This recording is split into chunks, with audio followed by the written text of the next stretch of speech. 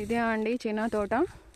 ఈ చీనా తోటను చూస్తున్నారు కదా, ఎప్పుడైనా చూసారా చీనా తోట? ఆల్మోస్ట్ అందరు చూసుంటారు, కానీ ఇప్పుడు మీకు నేను చూపిస్తున్నా. మా అనంతపూర్లో ఈ బత్తాయి తోటని చీనా తోట అంటారండి. ఇంకా అదర్ సైడ్ అందరూ బత్తాయి తోట అని పిలుస్తారు.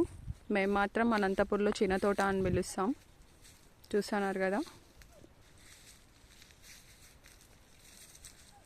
ఇదే అండి ఫైనలీ బత్తాయి తోట, అదే మా చీనా తోట.